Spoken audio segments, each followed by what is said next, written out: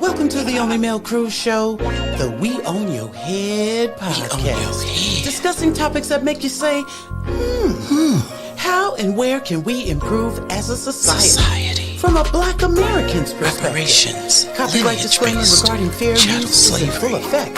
The views and opinions expressed in this show, you guessed it, they're all mine.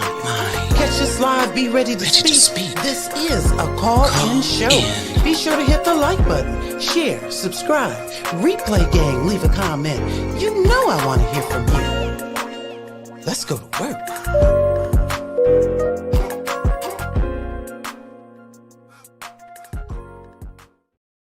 All right. Welcome to the Only Male Cruz Show, the We Own Your Head podcast. I am the Only Male Cruz. Today's episode, BRICS, Brazil, Russia, India, China, South Africa. Is America cooked? Now, I hope that you can hear me. I really hope that you can hear me. Shout out to everybody. If you're in the audience, do something. Let me know. Leave a comment. Let me know you can hear me clear, etc. You can also go ahead and say, oh, Mel, you're looking good. I got these little starter locks going on. I'm trying to work it out. Anyway, so if you can hear me, please drop a comment. Want to definitely make sure that we are not missing anything because I got an exciting panel for you guys today, and it's just that important. So before we get started, I do want to just bring up a couple of things because we're going to talk about it just briefly with this quality guest. We know that some type of way their Target is asking Al Sharpton for advice, okay, on what to do about taking DEI out the mix. Wrong answer. Al Sharpton, he carries no juice, no water, no weight. So I do want to kind of briefly discuss that for just a brief moment. But without further ado, let me go ahead and introduce you to our guest today. Let me start off with one of the best men I know, and I know a lot, but one of the best men I know is Great King. We affectionately call him Black. He is an author. He's an author of a book entitled Black State of America, Black Reparations, Civil Rights 2.0. You can find this book on Amazon under the pseudonym RSLDJ. I actually did when I was studying for my master's program. I actually had to do a report, and I selected Black as the topic and his book. So he's a fascinating gentleman. He's also the founder of primarily a Black-owned, Black audience social media platform called Funded Socially, and the link is in the description. So we definitely want you to sign up for that link. It doesn't cost you anything, so definitely sign up for that link and get in there. Okay, there's freedom on Funded Socially. So let me bring him to the stage. Ladies and gentlemen, Mr. Funded Socially himself. We call him Black affectionately. Hi, Black. How you doing? Hello, Miss Mel Cruz. Glad to be here. Thanks for tonight's introduction. Oh, absolutely. Thank you for showing up. Secondly, we've got another gentleman that's another good guy that I know. Former guest, an advocate for justice, Black prosperity, and political autonomy. This gentleman has a degree and background in criminal justice, and he studies history and geopolitics. Ladies and gentlemen, welcome to the stage, Ben B. Hey, Ben, how you doing? I think you're on mute too, Ben. Oh, excuse me for that. Hi, Mel. Good afternoon. Good afternoon to all the guests. It's a pleasure to be here. Absolutely. I'm so excited for you to be here. I just certainly am. And then our last guest, and let's see. This gentleman is a 34-year veteran with the Indianapolis Fire Department. He's a retiree. Bachelor's from Indiana University in Political Science, a master's certificate in urban planning. Okay? And I called him a stock market aficionado. Okay? Ladies and gentlemen, Mr. Gregory A. Middleton. Share the show, everybody. Please share this video because we've got some people in here that are about to bring us up to speed and give us some direction. So, BRICS is really our topic of discussion today. Um, Here's the thing: the main question about BRICS is, okay, what is BRICS, and how does BRICS impact? How's it going to impact the Black American here in America? What impact is that going to have on us? Those are some questions that I have, and with this guest panel here, I know we're going to get those answered. So, one thing I wanted to do, I looked into some cities in America that are impoverished and have a high Black American population. And um, the 10 cities that I found with the highest poverty rates, or states, I should say, the 10 states with the highest poverty rates are Mississippi, West Virginia, Arkansas, um, New Mexico, Louisiana, Kentucky, Alabama, Oklahoma, South Carolina, Tennessee, North Carolina, and Georgia. Okay? And with that being said, um, when we talk about BRICS and the impact that it's going to have on Black Americans, it's to this extent where I want to focus on, and I want our discussion, I want the listeners to kind of, make those match up, because with Mississippi, it has a poverty rate of approximately 19.5%, and that was as of 2020. In 2024, it has the highest poverty rate with 18.8%, and that's according to the Census Bureau. It faces significant economic challenges. The state's household median is around 45,000. Notably, that's lower than the national average. So I want us to keep those things in mind as we're talking about BRICS. And then let's talk about BRICS. And I don't know if, and shout out to you, Sir Miguel, for pulling up. Appreciate you so much. Um, I don't know if either of you gentlemen would like to give a brief overview or introduction as to what BRICS actually is. If not, I'm happy to do it. But you guys just jump in and somebody tell us what is BRICS. If I may. Well, yeah, Go ahead, Ben. You got it. Well, just to give a little background, BRICS means different things to different people, but the term BRICS was coined right around 2000, 2001 by a former employee of Goldman Sachs. His name happened to be Jim O'Neill. And all that these analysts in Goldman Sachs were doing were just recognizing the emerging market, these countries that they considered to be the emerging markets. And they wanted to like coin a catchy acronym for them.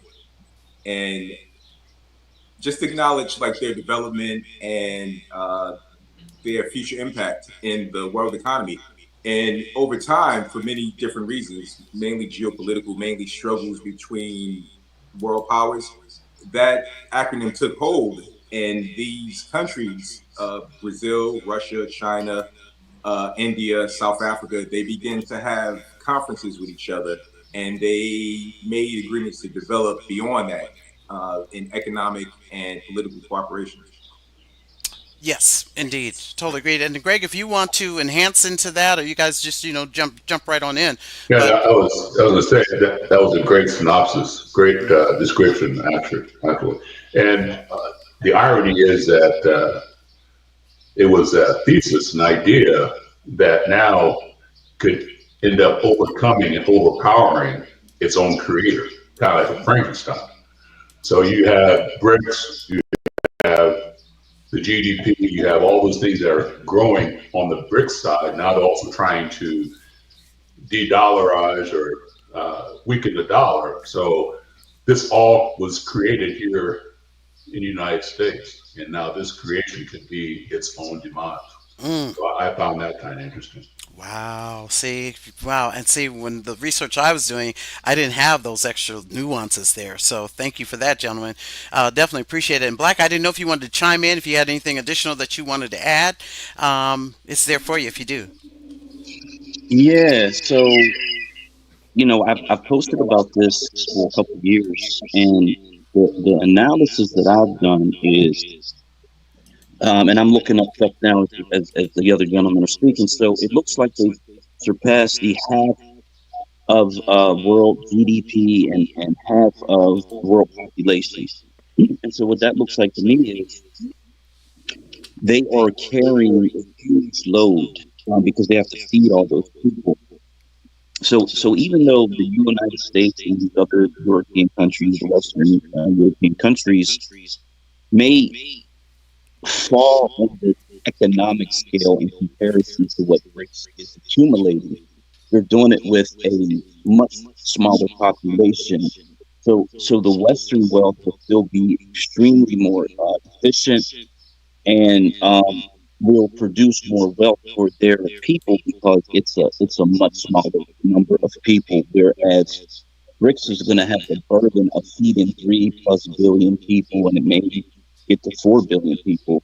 And I think that's going to be a financial drag on whatever they're trying to accomplish. Ooh. Okay. So then okay. Oh, I'm sorry, Greg. Your mic is muted. Go ahead. Jump in, Greg. My bad.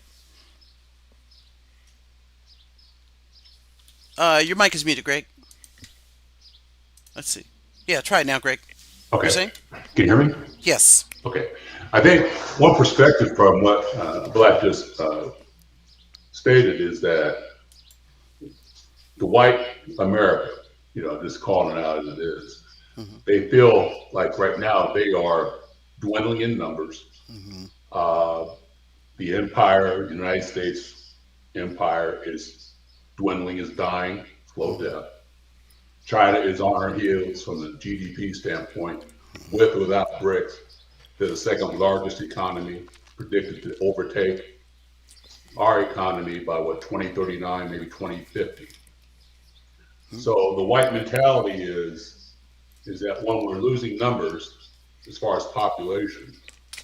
Two, our economic impact is being overtaken by another country. And from those standpoints, yeah, right now we may be feeding less, but our numbers are shrinking economically and population wise as far as white men are concerned. Okay.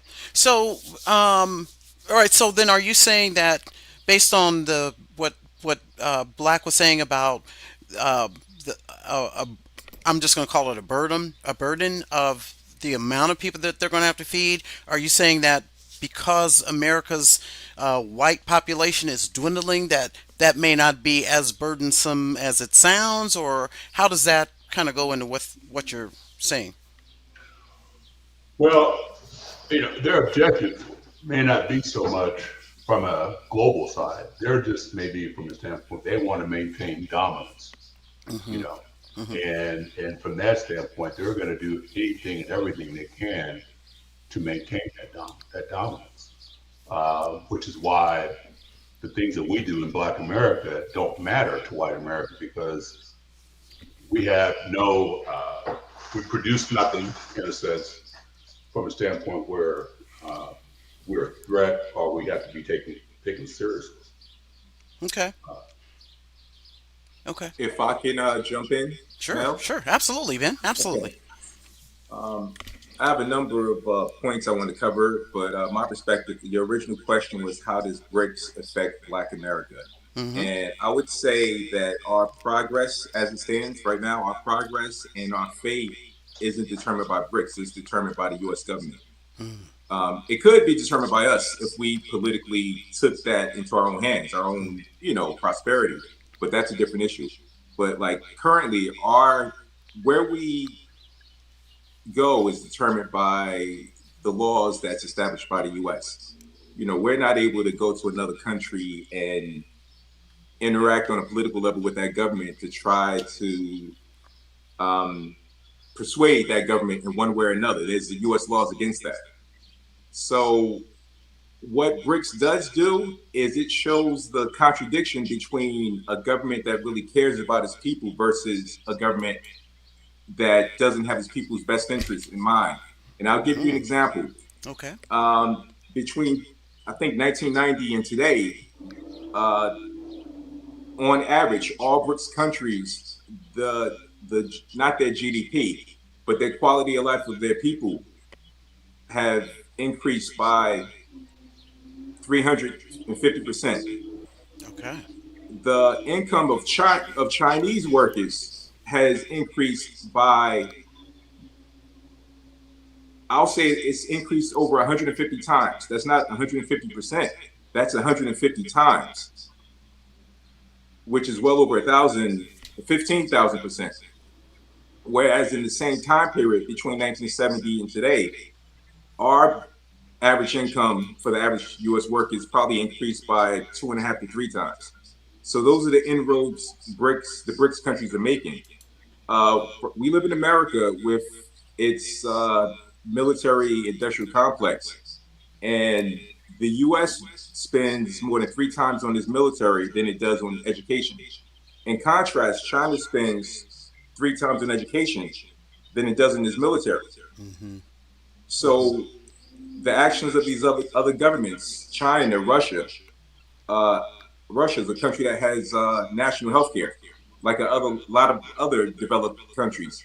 Right. That shows the contrast in how a government treats their people versus, well, those governments treat their people versus the way the U.S. government approaches our prosperity. You know, Okay. Yeah. No, I can get with that. And when I was checking this out, it's like um, part of BRICS because I was trying to figure out like, okay, so what else is it about BRICS that why are they together? And it looks like one of the things it says so BRICS started off. I think it was in 2000 or as were 19. Oh, okay, I don't have the date right here in front of me. Oh, 2001. And then it South Africa joined it in 2010, and that was it until like 2003 or 2009 or something. Russia, South Africa, they were invited to join in 2010, and then they expanded their agenda to address like various global issues. And so this is kind of like where I'm getting into is that it appears as though BRICS is trying to say, look, we are the better position to run with, and so as we change as we overpower the dollar, here's why you guys should get into it. I'm showing here that South Africa joined BRICS in 2010, and it wasn't until 2023 that six additional countries were invited to join. That was Argentina, Egypt, Ethiopia, Iran, Saudi Arabia, and the United Arab Emirates. Um, and their whole at this point their whole objective is to enhance its influence on uh, emerging economies on the global stage. So under those circumstances, BRICS being able to impact our dollar, what do we do about that? Or should we even care about that? Or like you said, Ben, do we just wait because the United States is going to take care of it? Or what do we do about this? We've got people planning to change the game, change the landscape. And we're sitting here as black Americans, we're already at the bottom of it. So what do we do? well, I would say there's a current geopolitical struggle going on. There's always been a struggle between nations and great powers. I was going to mention that other members have joined BRICS, including Egypt, Ethiopia, Indonesia, Iran, the UAE. And there's also parallel organizations like the SCO, which is the Shanghai Cooperation Organization. There's a lot of partnerships being formed around the world that doesn't involve the U.S. or other Western countries. And we can go into some of the geopolitics behind all of this later. Uh, but I do want to say that the BRICS, they're doing things like developing the new development bank. China, Russia, and a few other countries got together and they funded a new development bank where they go Hmm. to African countries and other uh, BRICS countries and help them build their economy. They're looking at ways to create an alternative SWIFT system, which is like an international transactions between banks and financial institutions. And why that's important is because every time a country has a falling out with the US, such as Russia, such as Iran, they get excluded and ejected from the SWIFT system. So Mm. BRICS and those individual countries within BRICS have been working on ways to interact with each other outside of the Western dominated SWIFT system. Right. And Um, and and when that happens though, when they get excluded, then that disrupts their flow, and so with and but it must apparently enhance America's flow. And so if they're saying, "Look, we're not going to allow you to throw us out of Swift and we have to pick up the pieces anytime you have you feel this desire to do so, throw us out of the mix." So we're going to do this in order to protect our consistency in our economies. How does that? How will that impact America? America will no longer be able to use that as a penalty or a punishment. So how does that, or how will that impact America? And you guys jump right on in. Well, part of it too is that guy that I've been kind of following, Professor Wolf, Richard Wolf, University of Massachusetts. And one of the things he stated was that, and the previous guest just said something about the global aspect from a military standpoint. The U.S. has somewhere between 750 to 800 military bases all across the world. China doesn't. No other country has as many military bases as we do. The cost of trying to keep that up is overwhelming. I mean, the percentage of our budget, other than Social Security, Medicare, and Medicaid, is the entitlements. That's one of the biggest portions of our budget. But the realization that Professor Wolf made was that every empire has its day and its death. And Mm-hmm. when you look at the numbers that we're putting up, they're not mounting up to what China's doing. You know, we're going down while China's coming up. Mm-hmm. It's just human nature. No one stays on top forever. You Sure. know, well, and Just I if I think can too. interject, I'm sorry. I would say I was asking if I can interject. Yeah.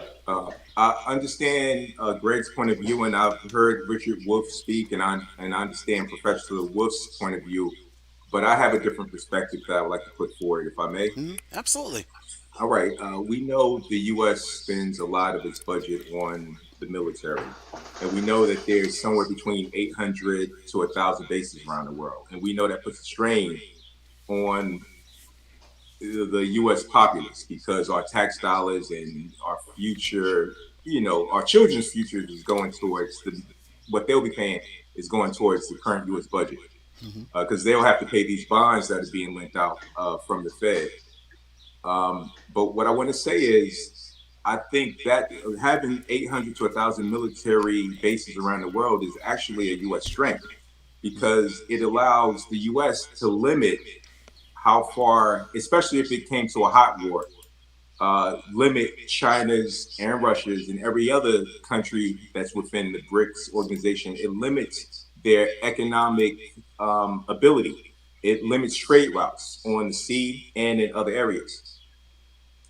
And if anyone's paid attention since we've all been alive, it appears that the U.S. could dictate reality as it sees fit. I'll give an example of that. Venezuela, when Maduro won an election, the U.S. stepped in and said, no, this unknown person named Juan Guaido, he's the president. He won the Yeah. election. Right. That person didn't even participate in the election. And you had anywhere from, depending on how it's counted, 50 to 60 countries back in the U.S. No integrity at all. Mm. And there's so many other ways and examples that I can list where the U.S. can go in, uh, undermine a country, destabilize a nation, and everything just moves on as normal. So even though the U.S. budget is over $1 trillion, the military budget is over $1 trillion, and it would be normal to think that over 800 bases would normally usually lead to collapse.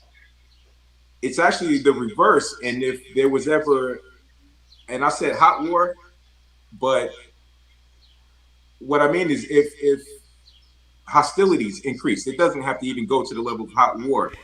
The U.S. is in a position to dominate China. Even if things remain as it is, the U.S. has the ability to bully all of these other countries that's in association with China and slowly over time strangle China because China doesn't have that power projection. They don't have those bases. They're regional power. The US has the ability to go to other countries and either undermine them, overthrow them one by one. And Hmm. I do agree that that's a waste. It's a waste of resources. It is best that countries cooperate and trade economically. Putting resources towards war benefits no one in the long run unless you have the mentality that you want to control everything. And unfortunately, that's what Western governments do.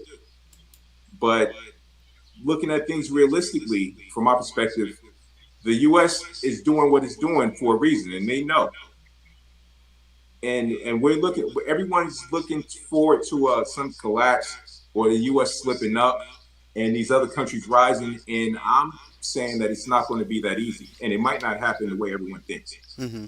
So, okay, then that's interesting. And when you were speaking, Ben, I'm thinking, I'm like, well, then it almost, based on your what you've just stated, it's almost like the countries involved in BRICS are really just wasting their time. Like they're just playing politics. I'm showing here that this part of their objective as well is to um, is to well, let me slow down a little bit. Um, I'm showing that this BRICS coalition was formed to promote economic cooperation, political dialogue, and cultural exchange among the members. And then also they're wanting to uh, discuss economic trade, investment, global governance, and under those circumstances, if you're saying, Ben, if I understand you correctly, if you're saying that no matter what these countries plan to do, all the U.S. has to do is just jump up and say, "Boom, you're out of here." Then what are these countries doing? And am I understanding you correctly? Are you saying that no matter what they do, the U.S. can just come right through and just slap them down? No, Mel, that's not. I'm not saying that because no one can Okay, predict the future, and sure, you're sure, never sure. wasting your time. You never waste your time when you're trying to improve the lives of your people Mm-hmm. and your economy. You Mm-hmm. know, it's a commendable goal, and they have over the past 30 years improved their economies and the quality of life for their people by leaps and bounds. Right, I'm just speaking to the belief that the U.S. is in decline and these other countries are overtaken. It'll take a lot to get to that point, and I don't think any of us will be happy with the interactions in the long run. You know, right. we don't If want a war between any countries. right, right, But if you look at the example though of BRICS, and Melanie, the topic is excellent because really that is an example that Black America needs to follow. That we're coming together. All those countries, I believe, were colonized by the Europeans, with the exception of Russia, right? So they're saying now, instead of us having your dollar in our vaults, we're going to have our own currency in our vaults, which means you can't dictate to us how we're going to do business, what we're going to accept, and what we're going to give in business transactions. So if we took that example and brought it to the United States, rather than asking the government for existence and things that, the services that we need, not what we want, but what we need, if we were to get it on our own like we did before, and like what BRICS is doing now, breaking that link, breaking that dependence, I think that is basically the benefit of what BRICS will receive is that they can shop and take their dollar and make it competitive rate wise. I mean, they're saying now the countries come to them and they're shopping their rates against the US dollar. So the dollar has to compete for that business. And that's the same thing that we have to do from the standpoint of not waiting for our representatives and our leadership politically to give us something. And I think that's the problem with Black America, in part. okay. So, Okay, so let me see if I can better kind of present this because when I was doing this research and what I was finding is that BRICS impact can actually um, reduce the value of our dollar. And under those circumstances, my question was, hey, how's that going to impact us? So, how's it going to impact America? Because it's great that they're doing what they're doing for their own country. Like you said, Ben, that they've made things better for 150 times, better for their country. But and then Greg, to your point where instead of these countries having our dollar in their vault, they have their own dollar in their vault, which is growing in value. And as it's growing in value, it's devaluing our dollar. And then under those circumstances, how does that impact us at home? Well, we've got stagnation, which you hear a lot of these economists using that term, which I just so happen to be watching a program and they brought it up. I'm like, stagnation, what is that? And so you have that because they're not depending on us for our dollar because their dollar's strong.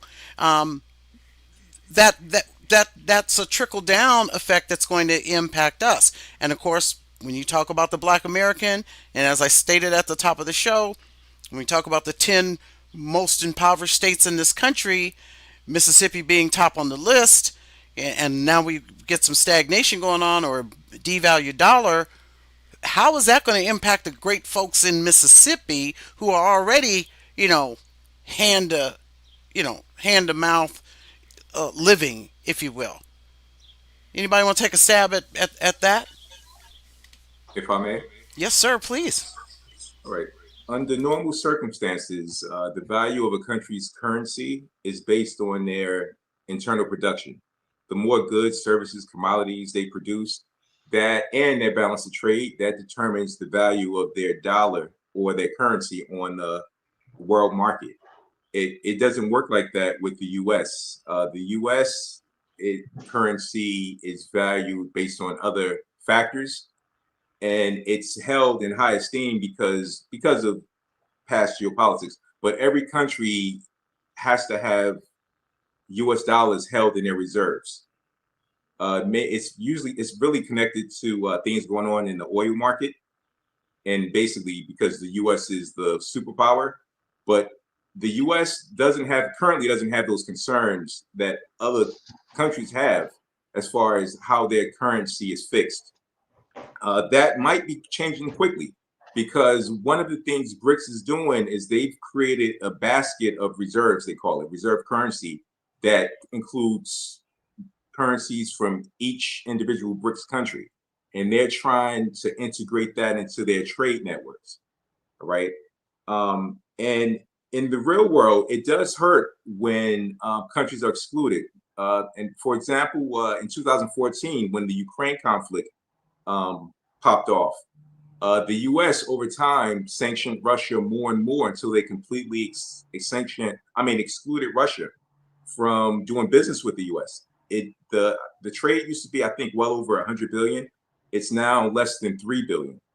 So Russia economy, they adapted and they didn't crash or collapse. Now they're trading with other countries and they're thriving. So the U.S. and the U.S. populace isn't able to take part in that trade. So we are missing out. The Russian oil, even though it's more ostensible, it's supposed to be off the world market. It's really not. They're still selling through third parties. It's in cause, you can say, the oil price to go up, or down. It go up depending on how you look at it. So trade is important, and how other countries operate can affect our currency at some point, and it most likely will. But it's happening in drips because, like last time I looked at the statistics, I think the U.S. currency is still over 60% of international reserves. It's dropped a lot over the past decade or two. It used to And it be was in like, the high 80s for a long time. yes, in the high 80s. So Yeah. it's happening. It was happening slowly. Now it's happening more quick. But the U.S. still has the military behind it, and So at one point, we will face the fact that our currency isn't as valued, will and that will lead to, well, in conjunction with our domestic productivity declining, it'll cause inflation to go up much higher because we're not producing things internally. We have to get things from other countries. Other countries may not look at us with the same esteem, or we might not be able to, I'll say, bully them as much. So our currency may go down, but as it stands, uh, we're not close to that yet. But then there's another element. These strategies over global currencies, economy, dictating what the U.S. dictating what other countries do and how, that's to the benefit to the U.S. elite. Being regular people, citizens within the U.S., we see the price of regular items going up, Right. and they don't take that into account. But I'm not sure how connected that is to like the geopolitical struggles dealing with the Okay. currency. Okay. Thank you, Ben. Boy, I tell you, you know how to bring it in there, boy. It's like folding in the egg or some sugar or whatever. If you're baking a cake, you just got to blend it in so good. Greg, you were nodding your head vigorously about a couple of things that Ben was saying. What was it that you were so robustly in agreement um, with what Ben's perspective? Well, we're in a dilemma. I mean, first of all, we have to acknowledge that, and I think we have to understand too that we can be, he used the word bully a lot. Um, to me, white folks aren't worried about anybody but themselves. At this point, it's every man for himself. When he's talking about making Canada the 51st state, he's talking about taking over Greenland, trade routes, and everything else that are going down. Yeah, you have 800 bases or so all across the world, but you're not going to go in nowhere because that's a violation. You have to respect other people's, areas of in their states and what Territories. have you, Mm-hmm. territories. Mm-hmm. So, yeah, and I don't know. Like you said, I think Ben made a good point too that China may be a local power, but when you have Taiwan right outside your gate, you know, you really don't need to reach that much further. You've got everything in your backyard right now. China is sitting in a really good spot. And I think, when we're trying to keep bringing it back to Black America, we Right. need to look to what BRICS is doing, which is they're making the effort to break away from the dollar, Right. create their own currency through the bank, development bank. All the infrastructure that's going on through South Africa was financed through their own bank, as opposed through U.S. banks. They got better rates. Mm-hmm. So we have to be able to look at them and say, man, what can we emulate? What can we pattern ourselves after?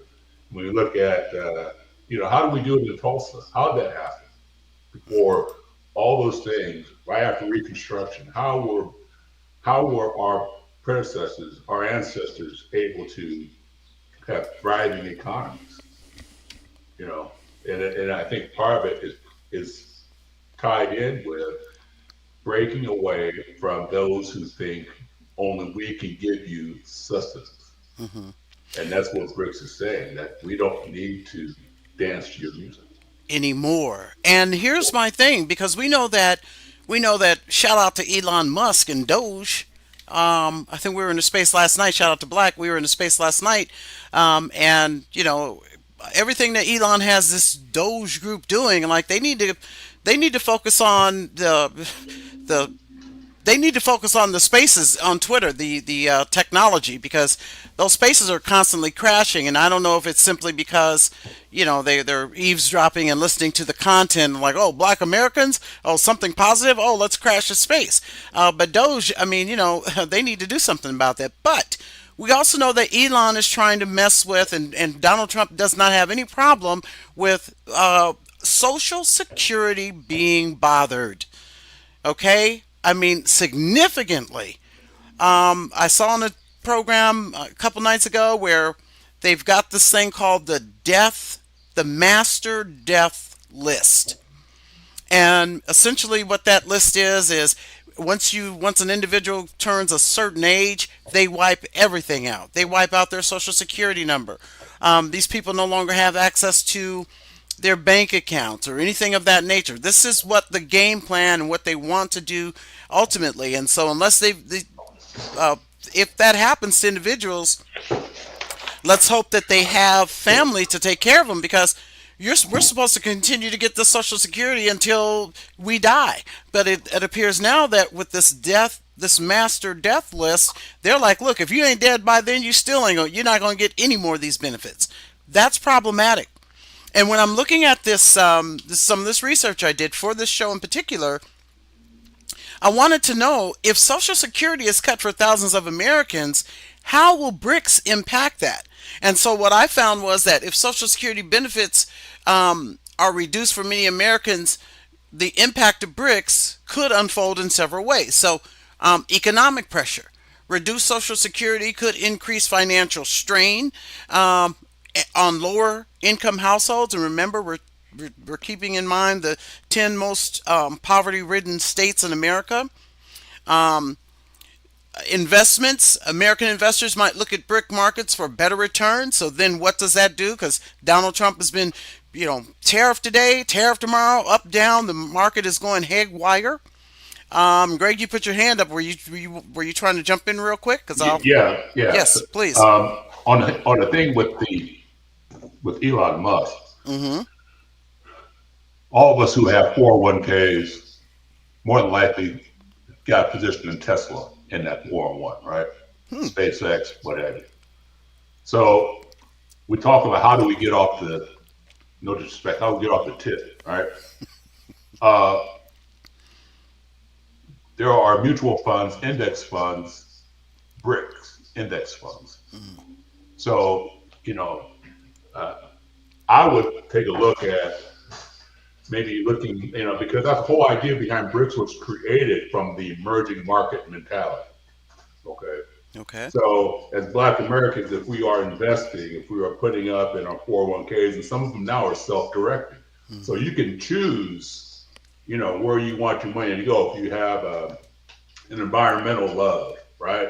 Or humanitarian love, or animal love, you can direct your 401 in some of these type of index funds. I would consider that with Tesla being kind of wavering here, Mm-hmm. I would take a look at your funds and say, hey, is there anything I can invest in on the BRIC side? On the Mm-hmm. economies. I mean, looking at what India is doing, look at what China is doing, and all Mm-hmm. these other emerging market countries. Mm-hmm. A BRICS index fund might be something that you want to consider. Okay. Okay. Go. Yes, Ben, please. But I don't know if Greg finished his point. Greg? Yeah, yeah. All right. So I would say to that, just proceed with caution if you're going to look at index funds dealing with um, other countries or their ADRs, because, and this affected me, um, the US has the ability to discontinue trade with other countries. They did it with Russia in 2022. They wiped out all of their ADRs, and right now there's talk of them taking delisting Chinese stock companies, companies like Alibaba, China Oil, uh, any Chinese company. So when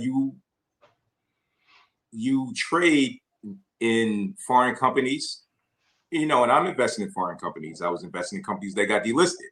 Um, you run the risk of like falling victim to geopolitical events. So in America, sometimes you can't win. If whatever the government wants to do, we get pulled along with it. Whether it's war, whether it's economic, deprivation of other countries, whether it's a geopolitical struggle, we get pulled along, whether we want to or not, and it affects us. So I just say be careful to that. If I can speak about DOGE, not on social media, but I've been following what's happening on the news, Mm-hmm. and uh, there's been some good things and bad things about DOGE. They've uncovered a lot of misspending. Some people say, "What have you proven?" They've proven some things. Other things are just allegations.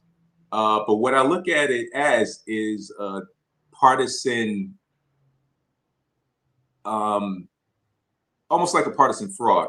They're going after programs and funding that Democrats like, and they haven't touched any programs of funding that Republicans like. I've noticed they came in speaking a good game because we know the highest cost to the U.S. budget, the non-discretionary spending, is the Pentagon. Overall, the highest cost is Social Security, Medicare, and the military budget. They came in saying that they were going to look at the Pentagon's budget, and we know the Pentagon hasn't passed an audit since whenever. You know, none of us can remember the last time they passed an audit. It's putting money into the Pentagon is like a black hole. You know, who knows? It's probably being used on the Space Force. But DOGE has declined to investigate anything happening with the Pentagon. So I don't look at them as being legitimate. It's being used to like satisfy the public to show that the Trump administration is doing something. But when you peel back the curtain, you see that really it's just status quo. But the things that they have uncovered shows that this government's priorities are backwards. They'll rather spend, $100 billion in another country before they'll give it to the local populace. And we all of our communities can do a lot with 1 million, 10 million, 100 million. So we know our government's priorities are misplaced. And that's one good thing that DOGE has done. But otherwise, they're just a partisan scam. Okay, I mean, I can get in that. Go ahead, Greg. You got it. You got it. But and just listening, it's hard to hit a black person without missing a MAGA. You see what I'm saying? They're sniping brothers. They're sniping brothers and sisters, but they end up hitting a MAGA though. They're hitting one of them poor white folk too. And it's just a matter of time before they're gonna hit so many of them before this stuff is gonna blow up. They can't not hit one of them while they're trying to hit us. But what we have to have is resiliency, which we have as a culture. We have wonderful resiliency as a culture, probably best than any other culture on the planet, to handle and get through adversity. But it's just not enough in this day and time to just be surviving. And that's the whole idea behind, I think, this conversation today was, how do we continue not to survive, but prosper? How do we get ahead of the curve? Right. Right. And wait for the trade to come to me. Wait for the dollar, wait for the stock to hit a point that I've already set, where I'm on the golf course or in a beauty shop or on a cruise ship, whatever. And that stock came to me at the point that I want to enter that trade.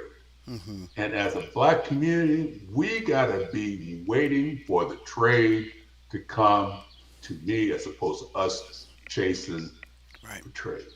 Now, and I'm glad you directed it there, because it's so here's what this is where I'm trying to get with, because even with black funded socially, the black state migration and black governance, statewide, not just a city in a state, not just a political office in the state, but in the entire state is black on black on black. And the governance is black on black on black. And not the Cancoonery black, but the promotion of productive and productivity in black America. Finding our voice and utilizing our voice and our strength in order to make a change and enjoy all of the benefits that this country offers. So, under those circumstances, what are black Americans supposed to do? Because again, when every black American doesn't have a 401. They're not investing. They're not savvy like you two gentlemen down here have been discussing. And so what are black Americans supposed to do?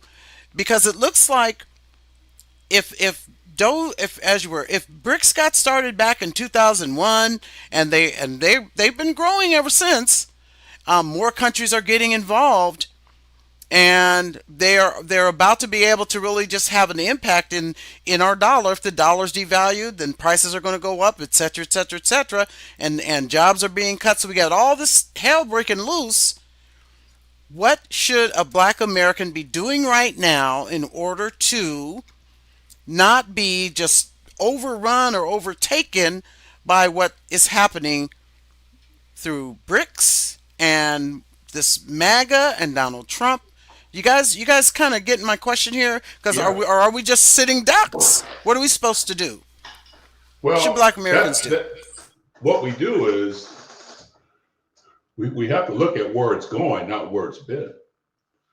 I mean, I can't look at it. I mean, I would say past performance is indicative, right?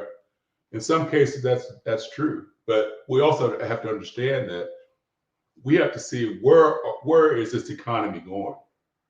They talked about how BRICS will impact transportation, and we have a heavy percentage of us in the transportation field. So if product stops moving, and if the things stop getting bought, then trucks stop moving, and we stop driving, we stop getting paid. So what is my backup? What's my plan B?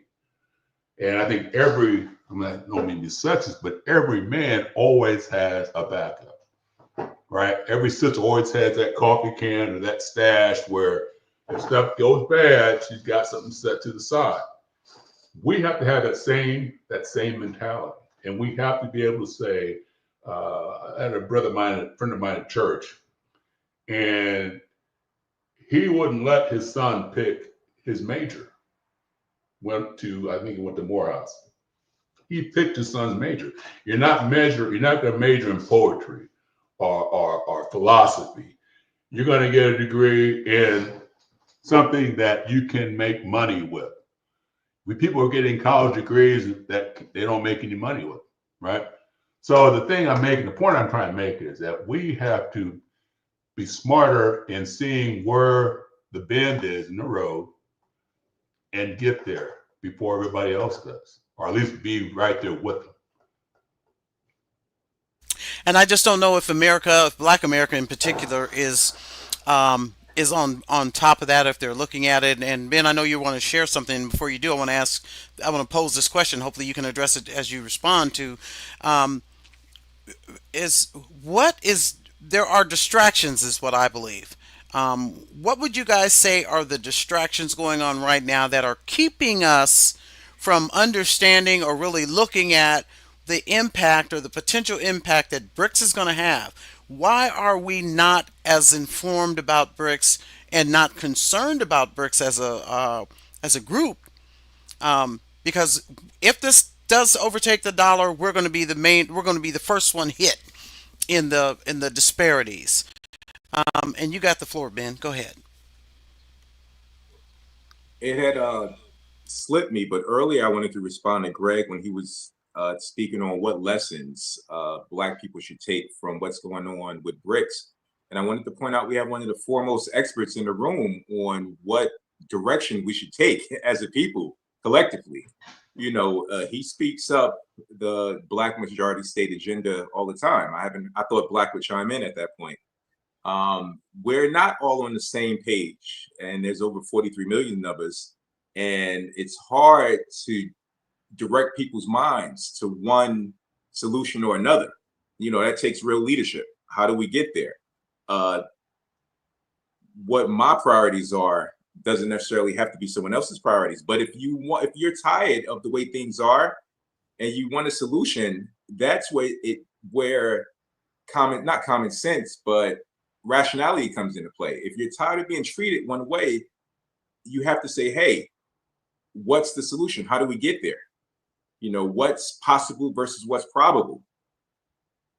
And I've heard for a long time Blacks speak on, in my mind, what's the most well, I don't know how to put this. I'm having a hard time terming this, but Black speaks on what could be if we all looked at our prosperity in the same way. if we all look at the solution in the same way, and Black speaks to a political solution. If we want things to get better for us, we need to organize. We need to work together collectively. We need to pursue political power, not on a local or county level, but on state levels. And I think that'll go a long way towards putting the power in our hands and the ability to move and shift with like greater world events, including whatever happens with BRICS or what happens between BRICS and the US. We need to have some authority so that we can make decisions as a people and not just be like directed one way or another, where like the US government is in the driver's seat and they do what they want to do and we feel the outcome of it.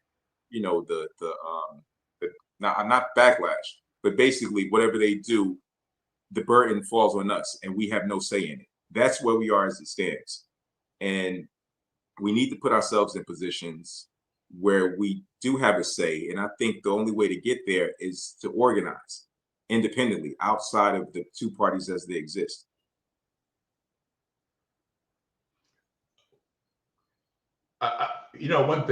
One word that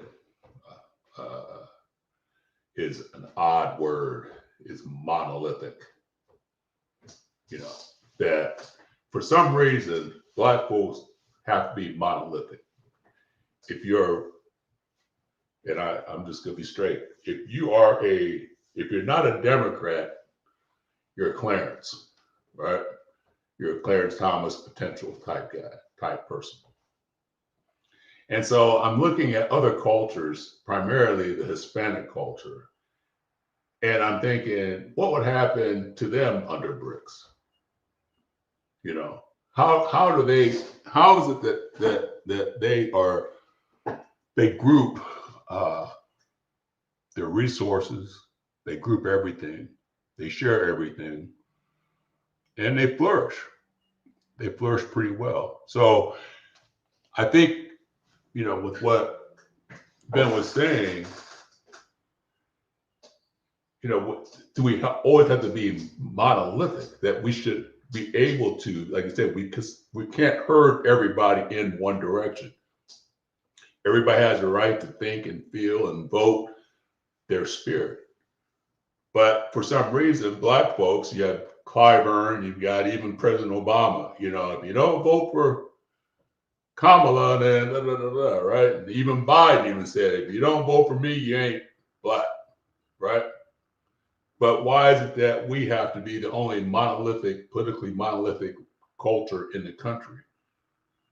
And as that spread left and right to the rest of our life, from our social, our geographic, our consumer, if we got reparations, will we be able to use it to our advantage? Because at the economic block that they would say basically, I think it was Professor Sowell, he talked about, basically it would be just a windfall for white folks because we go right back out, buy TVs and everything else. So I'm maybe getting off course here, but it's just a matter of what are we going to do, because things are going to change. It's not a matter of when, it's not a matter of if, it's just when. So now, Greg, I guess I got the comment on the screen, Miss Trigger Trouble. Shout out to you, Trigger Trouble, and everybody in the YouTube streets. Y'all, please share the show. Replay gang, leave a comment. You know I want to hear from you. And like this video, subscribe if you haven't already. And check out the links in the description box. But Trigger is saying, wants you to kind of repeat that. You said, wait, did he just say if you're not a Democrat, you're a Clarence Thomas type person? How sway there's no in between. And if you, I think I understood you say that there's this impression into some that if you're not a Democrat, you must be a Clarence Thomas. But do you mind clarifying your statement about the? Yeah, I think it's smart that we shop our power. It's smart that we take and we leverage our power. But if you're not a Democrat, well, if you're a Democrat, man, you must be one of them. You must be in this day and time, if you're not a Democrat, you're a MAGA. Nobody wants to be a MAGA. These black MAGAs, man, that's a problem for me. But at the same time, prior to Donald Trump coming on the scene, there were some black Republicans, just from a standpoint of fiscal conservatism and everything else, that we should be able to leverage our power because the Democrats really haven't delivered for us to a level where we're out of poverty. You know, our education is better, our healthcare is better, our life, where we live, our housing is better, our crime situation, the way we're treated by the police is better under the Democrats, and we've been loyal to that party for decades. But if you branch away from the what Clyburn wants you to do and what Obama wants you to do, well then your black card is to be revoked, and we have to get away from that. So you're saying that that's a sentiment that if you venture away, then the black card, or is that are you saying that that's Yeah, if you don't vote Democrat, then there's something there's something you're not black enough. Your hmm black card is up for suspension. right? So that's not your position because, No, uh, it's not my position. It's yeah, a it's what position that others. we need to get away from that. Right. We need to Okay. get away from that. Okay. Good. Now I hope that clears that up in the comments in these good YouTube streets because Brooke Sinclair said that was weird. Like okay, Trouble came back with the yeah hella weird, and now we got a LOL from Brooke Sinclair. So now I appreciate you clarifying that. Um, Here's the thing, and Ben, I know you're trying to get in, so I'm gonna let you go ahead, Ben. You got it. You got it, Ben. I was going to say, I think when you're having conversations with people, that stance, posture, or that position is increasingly hard to justify for people that back or support Democrats, because you can point out a number of things. You can point out how some of the Democratic leadership have made outright statements, how they're not supporting Black people. You can point out what happened in 2016, where the WikiLeaks document from the DNC was leaked, and it told all of their Democratic operatives around the country not to promise Black people anything.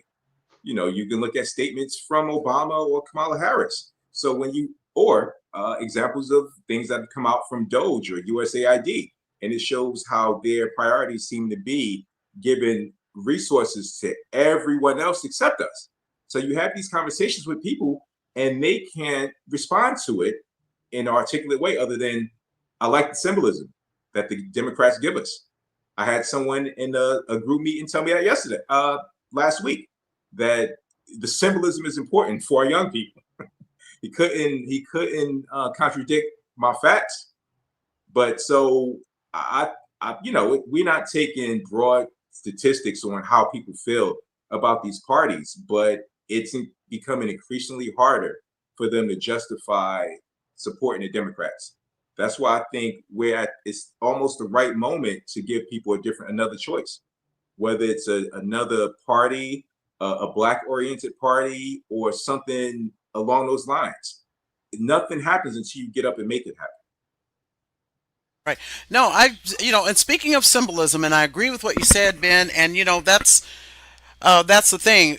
We've got whether we like it or not. BRICS is they've been mixing it up, and they've had the opportunity to try and fail and try and fail, and really nobody's really watching them. They're in there, hey, we're gonna come up with a concoction that when it lands, it's gonna land, and who's it gonna land on? It's gonna land on Black Americans, especially those in the 10 worst, lowest poverty states going on. So we have to keep our mind on that, or our eye on that. And then when you talked about symbolism, I'm thinking, hey, why everyone wants to count on Al Sharpton. Shout out to the only male Cruz on Twitter. Oh, that would be me. I just found this on It Was Never Going to Be Me, his post. It says, Target CEO Brian Cornell to meet with Al Sharpton to discuss DEI rollback. So people have their own opinion about DEI and what it is and who didn't help and was supposed to help, etc. But just the mere fact that society, and I'm just going to put Target in as a MAGA organization. MAGA still wants to use symbolism in one sense by saying, well, this boycott is hitting us and it's impacting us. And so we're going to call old Al Sharpton and he's going to make those black folks come back in here and shop again. So how do we, and unfortunately for Target, that's not going to work. You know what I mean? But it's still this desire to speak to us symbolically as opposed to having a real conversation. And I feel like as long as we have people like Al Sharpton and all these other symbolic quote unquote leaders that are being drawn into the room for discussion as opposed to real people like, say, Gregory or Ben or even Black or even me, for example, where a real discussion can be had and decisions made, they're not doing that. So BRICS is going to roll right Miss, along. Yes. Hello? can I jump in? Can I jump in? Yes. Yes, please do. Please do, Black. Okay, cool. So, Yeah. there's a lot that's been said. I want to focus on the Mississippi part. Okay. But I think there's a lot of conversations. These are like probably five separate conversations that we're kind of having all together. But on the Mississippi part, because this is important. Last night or overnight, we had the space where we talked about Mound Bayou, which is the first time I ever heard of it. And I think this would actually help Gregory a lot. I sent it to Brother Ben on the back end. So Mounds Bayou was it was a Negro colony. Back in that time, they used the term colony a lot. 8,000 of our people got together.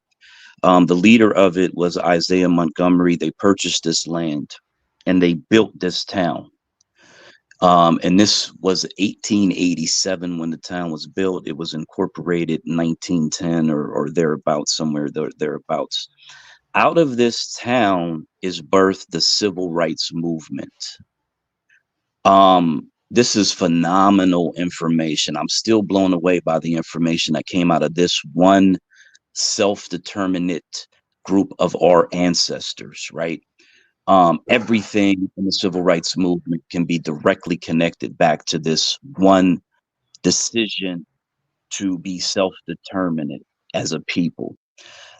Mississippi is not the poorest anything, to be quite honest. That is a dangerous misnomer that people really need to understand the power of even one U.S. state. But I'm going to give you some real information about the state of Mississippi. In 2019, the GDP of Mississippi was $116 billion. Out of the global GDP of countries on the planet, they were ranked 64th out of 213 countries. Okay. Mississippi is not the poorest anything on the planet. And in relative comparison to other U.S. states, it still ranks higher than many other U.S. states. In 2025, that GDP has gone up significantly to just under $120 billion annually. And they had the second largest real gross domestic product growth in the country last year. To give you an example of countries that are beneath them in terms of their annual economic output: Ecuador, Sudan, Oman, Kenya, Guatemala, and the list goes on and on and on and on and on. So Mississippi is a powerhouse. It is a powerhouse because it is in the United States of America, and because it has state power, it has federal power with the representatives, and it also has global power, meaning that the state of Mississippi can go out and trade on the global market. This is the power that Black Americans must get to. BRICS and those conversations, that's a totally separate conversation. I don't want to mix the two up. But just in terms of our people and what we should be focused in on as a people, Democrat, Republican, third party, all of that are elements of the process. But ultimately, we got to get the power, and we got to find the most efficient way to get the power so that the federal government, who's in the White House, really has minimal effect on what we are doing as a people. Bounds, Mayu, YouTube, I encourage folks to look it up, find those videos, watch those videos, understand what our people did so that they built, they were so powerful. They had the best cotton on the planet. Literally, their stamp was a stamp of gold, and people from all around came there just to get their cotton processed so that their cotton would have that stamp on it. They were recognized by the US president, they were recognized globally. So there are things that we can do as a people that have nothing to do with anything else. It just that we got to focus in on us. We don't got to be monolithic.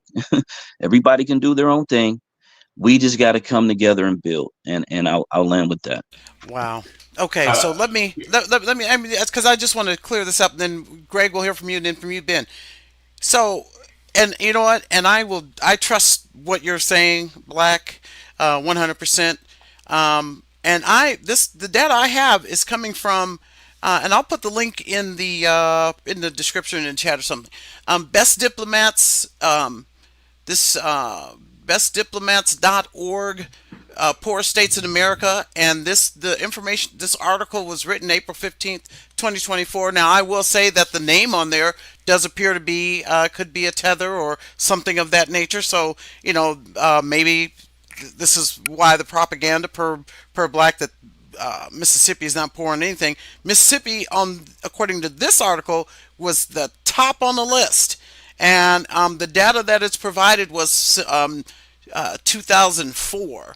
So, but I would defer. Okay, if I could respond. Yeah, let me respond to that. So Yeah, yeah, absolutely. Mississippi, 40% Black American, right? That's the population demographics. The state of Mississippi takes, I think the number is 80% of the tax revenue out of the city of Jackson.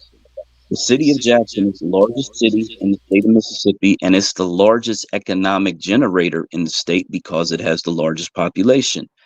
The state of Mississippi is robbing Black Americans in the state of Mississippi. It is not poor. The wealth is being sucked out of the Black community, and it is being hoarded by the wealthy whites in that state. But they are design by social engineering and government policy. Black Americans are being impoverished intentionally, but the state itself is not poor. Okay, Black. Thank you. See, this is what I'm talking about. Thank you for the clarification. Go, Greg. You got it. Thank you, Black. uh, I'll say this. When I was asked by Melanie to come on, and she told me basically that two of the guys that are coming on are sharp, and she's right. So I appreciate Black your point, man, because I'm Googling it right now. So I'll definitely get into that, man. Thanks for sharing that piece of information. Um, Another thing too, as I was doing my research for this conversation, while Mississippi's GDP might be what it is, consumerism goes into GDP. Okay, so that means we're good at shopping. I mean, just keeping it real. If we're buying a lot, Black folks buy a lot of stuff. Over $1 trillion a year in our domestic GDP is spent by Black folks here in the United States. But what are we producing? What are we manufacturing? So when we do have the BRICS issue come up, can we do deals with Russia? Can we do deals with South Africa? Can we do deals with Indonesia? Can we be immune from the de-dollarizing, the weakening, the devaluing of the dollar? Can we still go out and do those partnerships? We're not manufacturing anything. We're not building anything. We're shopping and we're adding to the GDP because we buy things. So those numbers are false positive because, yeah, they got the 61st highest GDP in the world, but because we're buying stuff. We have to get to the point that we're producing and we're independent of the power structure. That is where we need to focus our energy. How do we make money make money? We talk about how the dollar always stays in our community for a number of hours, as opposed to another culture that stays in there for days and weeks. That's an issue. Okay, and I like Okay. that. Yeah, go black, go black. Then we're gonna get you All right, jumping in, but go black. cool, cool, cool. Yeah, yeah. So okay. So let me get to my my BRICS and information real fast there. So this is from the Visual Capitalist, and this is as of 2025. So this is pretty recent. The G7, which are the European nations plus Japan, have 45% of the global economy. It's $51 trillion. The BRICS nations, which are a lot, it's a lot more than the BRICS. They have members and then they have these partners. So they are currently at 27% of global economic activity at 31 trillion. So there's a 20 trillion gap there. Plus, there's 26% of the others that represent $30 trillion. So it is a race, I would say, to develop these partnerships and these trade agreements with all these other countries who have not necessarily joined with BRICS. But here's the other thing to be mindful of is that just because a member is a partner with BRICS or has joined BRICS, it doesn't mean that they cannot trade with the United States or these other countries. Um, National policy is set by the president. That is one of the powers that's actually one of the more important powers that the president wields, because Congress has essentially usurped their power over to him. Now, there's talk about taking it back, but currently it still rests in the power of the president. So anywhere the United States has trade, develops trade, the state of Mississippi can also develop trade, and that includes BRICS nations, regardless of the currency that is involved. Because if you understand the way Trump has talked about China manipulating their currency, he's talking about Canada manipulating, he's talking about all these countries. That is basically the same thing that you get with BRICS. It's currency manipulation that the United States will deal with from a federal level. And then as a state, we need to, as a black majority state, wherever that may be, we would need to do our due diligence to understand the currency manipulation and how it relates to the things that we're trying to produce. The United States is an 80% service economy. We don't manufacture anything. That's actually the point. That is one of the strengths of the United States, that you don't have to get raw materials, take the raw materials, create a product, create that product, and then manufacture and sell that product. So this is actually a benefit that the U.S. economy has moved away from manufacturing over to a service industry economy. And as Black Americans, we are the creative, ingenuitive, intellectual property people. And so we could sell our intellectualism, our creativity to the planet and own it. And with the power of a black majority state, we can go after the corporations who have stolen our wealth and stolen our intellectual property, and fine, investigate, incarcerate, and if need be, take their assets away from them. So I understand the narrative that some of these white economists put out there about the fall and the collapse of the United States. The United States is not going to fall. It's not going to collapse. The United States is going to exist. It's just a matter of there's going to be a reshuffling of the balance of power economically, but the United States is going to remain the world's most dominant military power. Trump is increasing the Pentagon's budget to $1 trillion, and no one's even close. And let me add this in. We're having this conversation without adding in AI and autonomous humanoid robots and autonomous weapon systems and the future of what that looks like.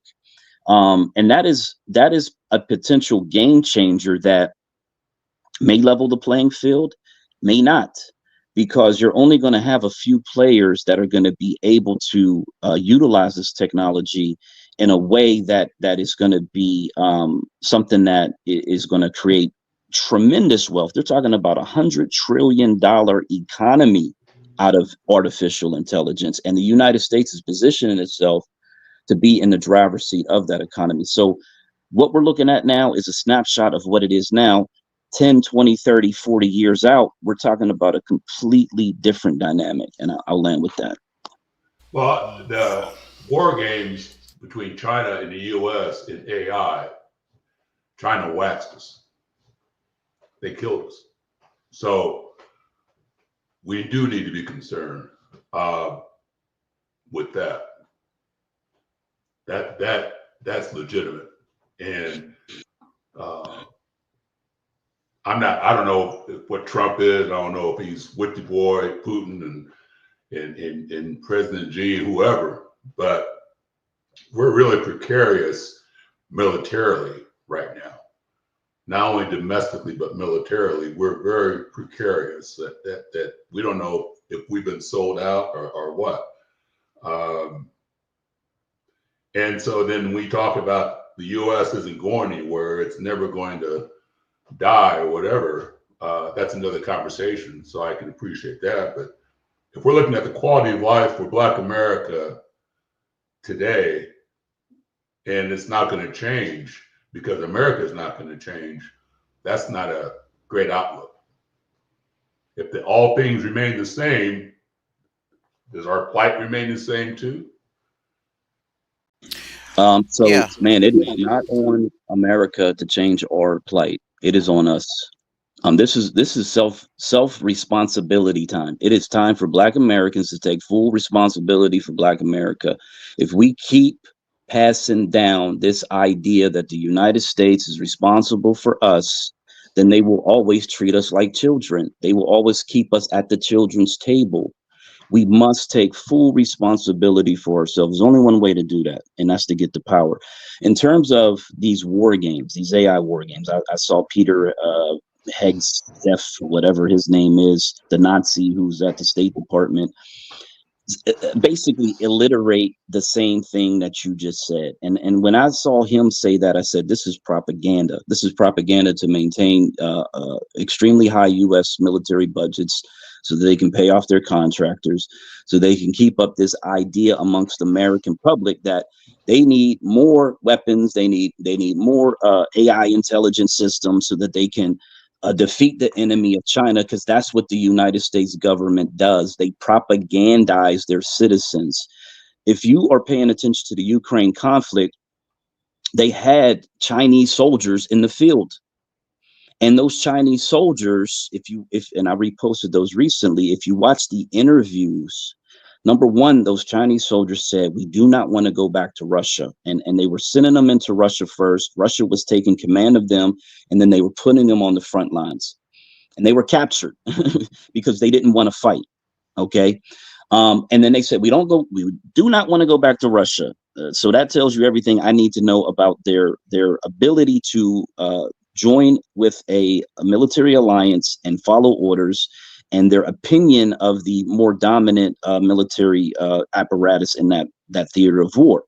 The other thing is they said, we love the Ukrainians. We love Ukraine. We love them. They treat us so well. China is not a military force. They are a paper tiger, a paper dragon, whatever you want to call it. And outside of nuclear warfare, which even if they launched nukes, it would really mean the decimation of China, because the United States would have no choice but to wipe China off the face of the map.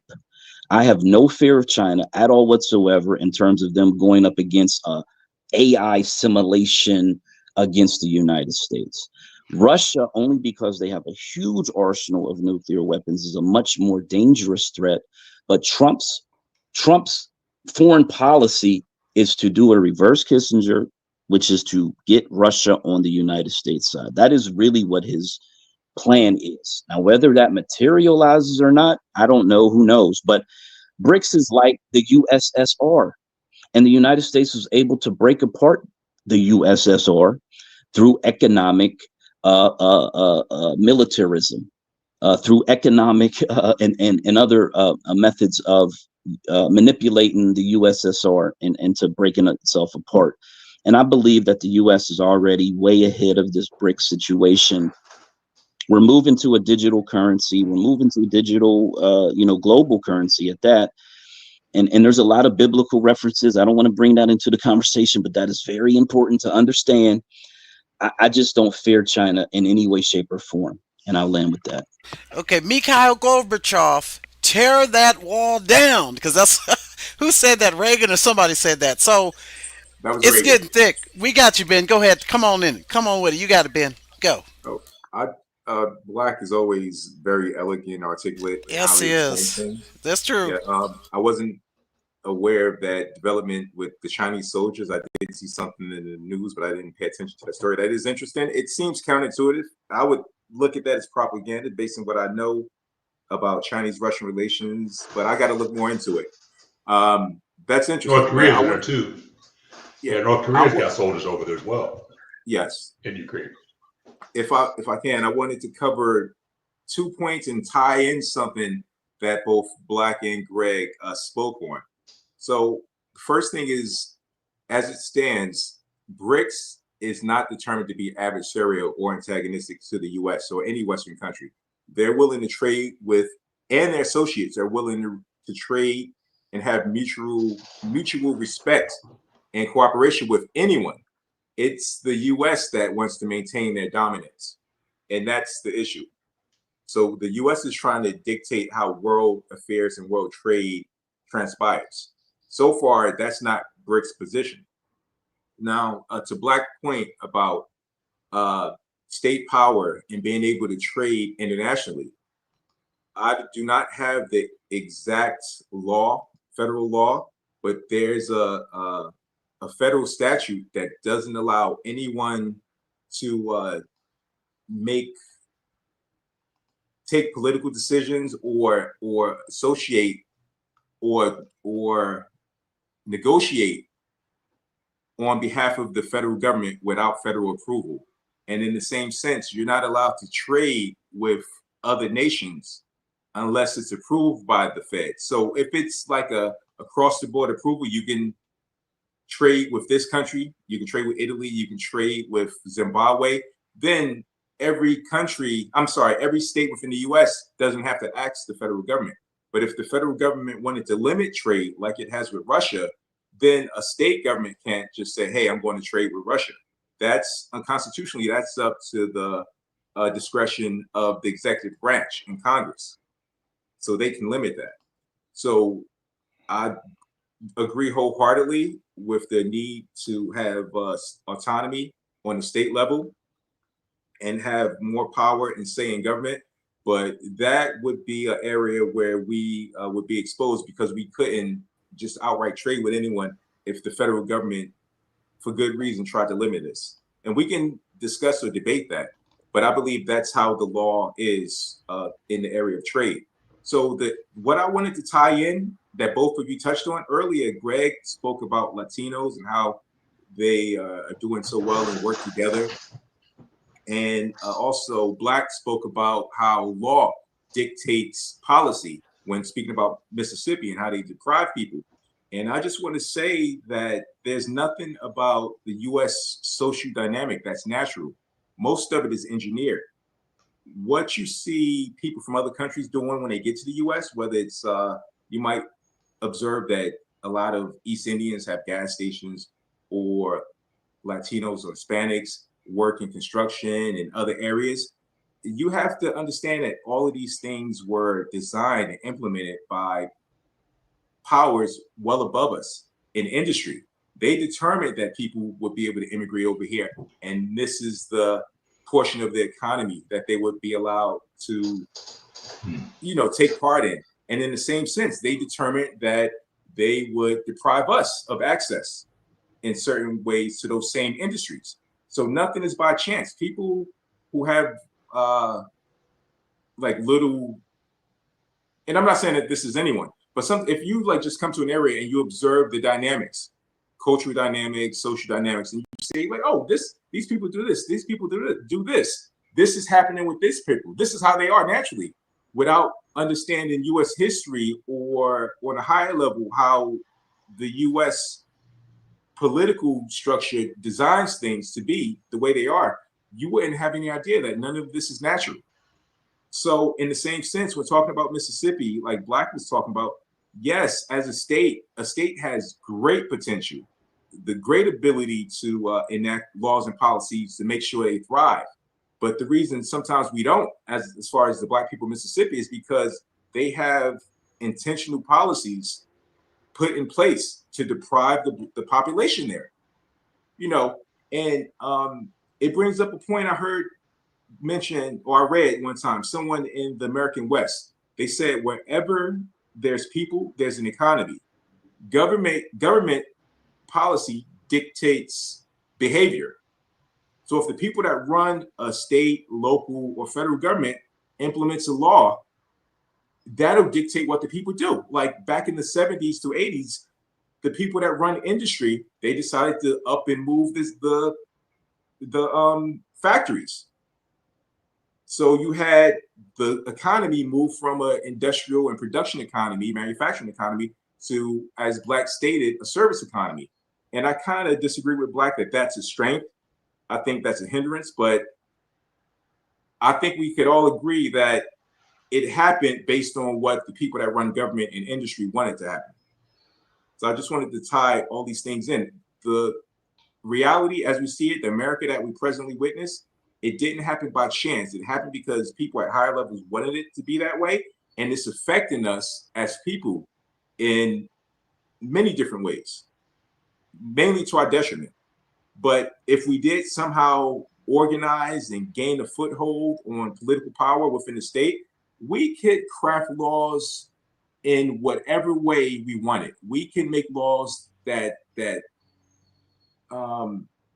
benefited us. We can make laws that push our prosperity, that push for prosperity, where in any area of life, people that run the legislature, if we had a governor that was looking out for our interests, they can craft laws that, Would that be, create a yeah, reality that we're unfamiliar with. would be advantageous to us as a Yes. ethnicity. I'm going to say that, man, we've covered so much in this hour and a half discussion, and we haven't covered it all. Um, and I think the positive thing for me, while my concern was, hey, what do we do about BRICS? Are we keeping an eye out, or are we, it's like all roads lead back to black state migration. Whatever problems it appears that black Americans that are either impending or currently uh, dealing with. It's black state migration as long as we're in this country of America where we are in a position to govern.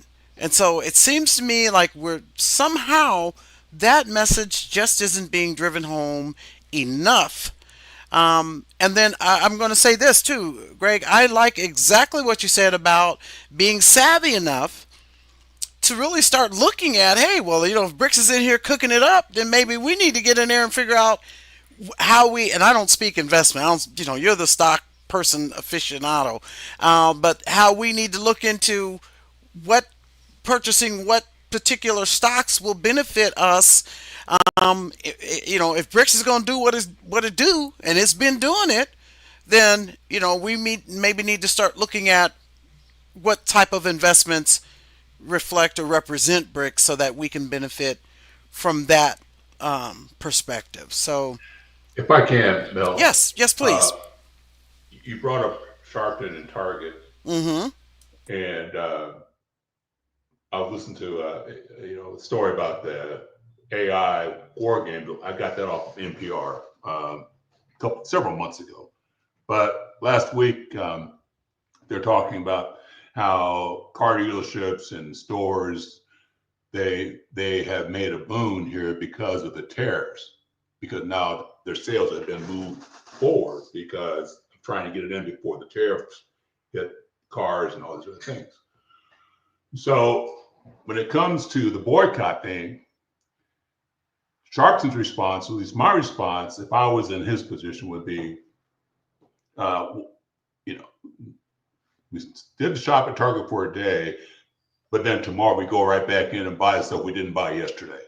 So did the boycott really have an impact? So my thing was, I went online, found a black company in Atlanta that made toilet paper, made paper towels. And I said, because if I'm going to boycott this thing, I want them to feel it, right? And so from that standpoint, I said, well, let me shop and buy from this brother down in Georgia. Unfortunately, they're out of stock and can't get it when you need it, what have you. But the idea was that if we manufacture our own toilet paper, we manufacture our own diapers, our own paper products, our own things, then we don't have to depend on Target. And all that DEI sensitivity, it's not from the spirit, from the heart, it's from the pocketbook that Target is capitulating. And that to me is that you'll go to the highest bidder or the Mm, one who has the most pressure that you want off your neck. mm-hmm, mm-hmm. Absolutely. No, absolutely. Go ahead, Ben. You got it. You got it. So when as Greg was speaking, something just came to mind as far as economic output, viability, and vibrancy. Greg's talking about what we who should we go to and spend our dollar with. You know, that's an individual choice. And I thought about China and how is this connected? When China began building its industry, they just didn't leave it up to the free market. The government played a huge role in directing, what companies would manufacture or trade what products and what industries they would get into. And in the same sense, if we want to do better as a people, we can't, it's my opinion, we can't look at it in the individual sense. We can't act as individuals. We need some type of organization and direction on a higher level to both support our efforts and help us along and direct us. Or else, decades can pass and we won't get anywhere acting as individuals. You need a directed hand. Listen, gentlemen, we got to leave it here. We got to leave it here because this is not a one and done type of discussion. It really isn't. And, I want to reach out to you guys on the back channel and see, when's another time that we can kind of get into this a little bit more and maybe hone it, maybe just specifically into the benefits of this black state migration. So we take all of the issues that we kind of brought up, like the target, because I wonder if we were in a black state migration, would what level of impact would we have had for Target to say, look, we're not going to let go of DEI? Are these targets independently owned, et cetera, et cetera, et cetera.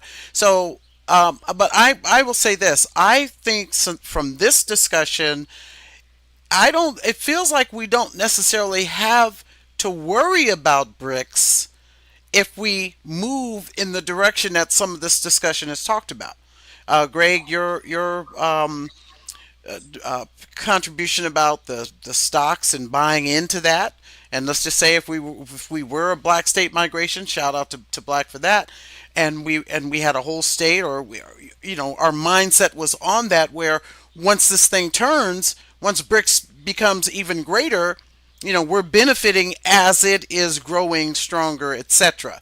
And if we're doing this under a black state migration, and I'll use that plurally because the objective, according to Black, is not to just have one state that's Black governance governed, but multiple states. And I've always been an advocate that all it takes is one Black state, under the idea of which how Black describes it, and other states are going to take a look at what we're doing, and they're going to jump in and say, you know what, we're going to do the same thing, and they're not even going to be Black governed, but they're going to see how we get down as a people and say, you know what, I'm going to bite off of their culture like they always do and begin to govern the way they are because their people are happy, the state is fulfilled, and etc. On and on and on with the benefits. So there's this is just not a one-time discussion. That part is clear.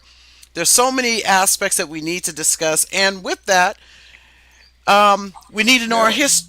Yes. Well, just give me just one second. We need to know our history. We need to understand what this market is doing so that we are not ran over, but we can do the driving on it. So there's just more. There's just more to the story. Go ahead, Ben. You got it, sir. I was going to ask if you were about to close out the program. I was shortly, but if there's something you wanted to add, please do. Yes, if you can give me 3 minutes. I would like to go more into the background and geopolitical history of BRICS and Yes, what's going on. But please. I do want to add one thing. Wherever, of course, there's people, there's an economy, and also wherever there's motivation, there's an economy. We create value. So if we're able to organize and get it together on some political level, wherever we end up, we create the value if we're determined to. And that's all I want to say. It's not, oh, I want to live here and I don't want to live here because they're not developed. If we go somewhere, we can develop it from scratch and then it'll become valuable. And we built it. Right. So on BRICS, so right now what China's doing is they're facilitating something they call a Belt and Road system. And I'm sure everyone's heard that term, Belt and Road, where they're creating trade routes between Asia, Africa, and even into Europe, and of course up through Russia. And it was mentioned that Trump wants to take over Greenland and take over the Panama Canal. That's to stop China and BRICS overall in their development. This strategy is based on something from well over 100 years ago. There was a British guy who was part of a think tank. His name was John Mackinder. And he looked at the world as it was then, and he kind of like split it into not quadrants, but different sections of the world to help like Britain decide how they were going to, proceed with their geopolitics and their colonial dominance. And he realized that the countries in Asia, in Central Asia primarily, if they were ever to combine their resources and organize politically, they would be a force.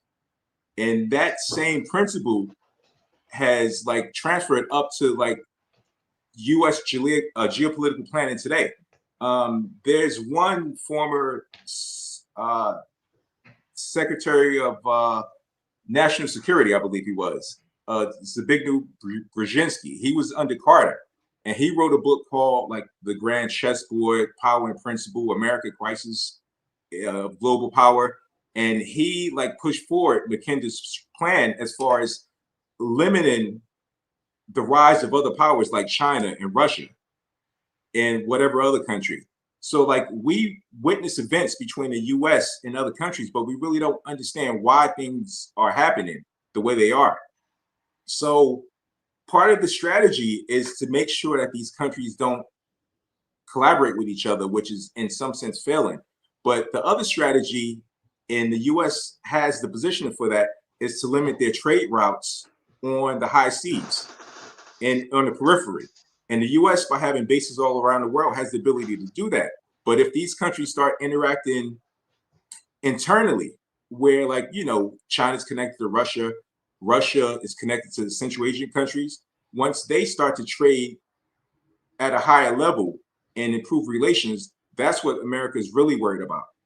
The internal trade, the trade that they aren't able to cut off on the high seas. So that's one of the struggles going on right now. And earlier I mentioned the organization, the SCO. Not too many people talk about it. Not too many people want to talk about it. But all of these terrorist groups that have popped up since prior to September 2001, even Brzezinski, he had a role in training and helping Osama bin Laden, and they originally like trained the Mujahideen to fight Russia in Afghanistan. America took that same principle, and this is declassified. Obama helped create Al Qaeda in Syria and Iraq. It's not disputed. America's done certain similar things in the Balkans. They did it in Syria, and that's their strategy. They like create these groups, terrorist groups, to undermine trade. Why did America attack Iraq? They say, oh, to get the oil. Maybe it's to limit China well, first to limit Iraq's and the region's development, but also limit China to have access to the oil.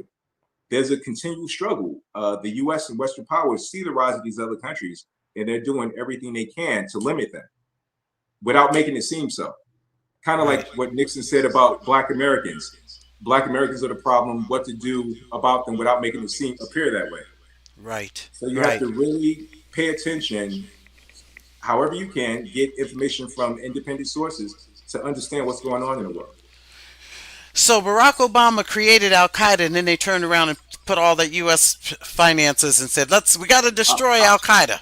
I Huh. misspoke. Oh, He helped, the U.S. government and intelligence helped create ISIS ISIS. under Obama. That's Al okay. Qaeda existed before that, Sure. Okay. but But the CIA had a huge hand in creating ISIS, Al Qaeda as well. and Barack used to always refer to him as ISIL.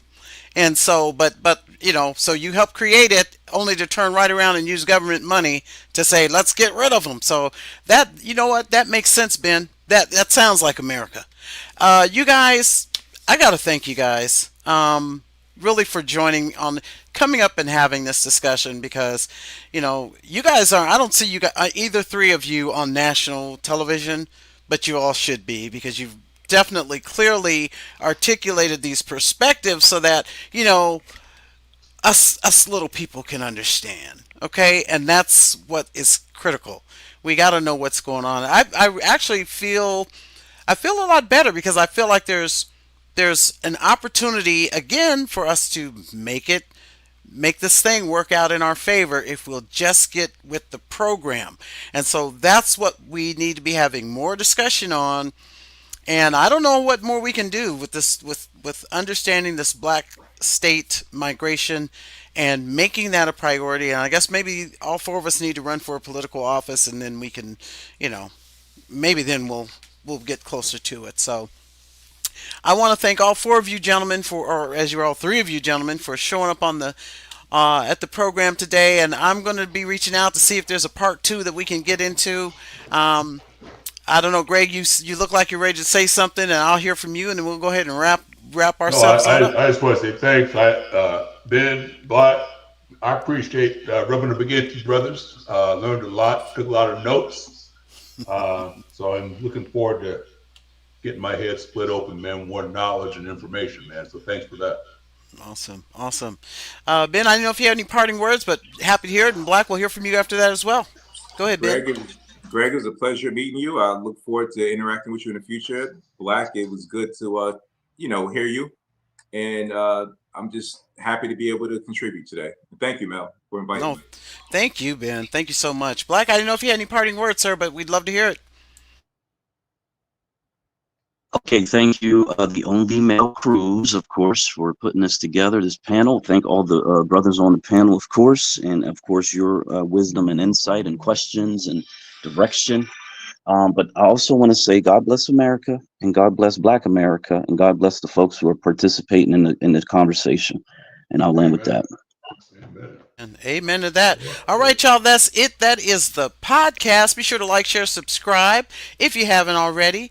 And until next time, y'all, we will see ya when we see ya. Welcome to the Only Male Cruz Show, the We Own Your Head podcast. Discussing topics that make you say, how and where can we improve as a society? From a Black American's perspective. Copyright disclaimer regarding fair use is in full effect. The views and opinions expressed in this show, you guessed it, they're all mine. Catch us live, be ready to speak. This is a call-in show. Be sure to hit the like button, share, subscribe, replay gang, leave a comment. You know I want to hear from you. Let's go to work.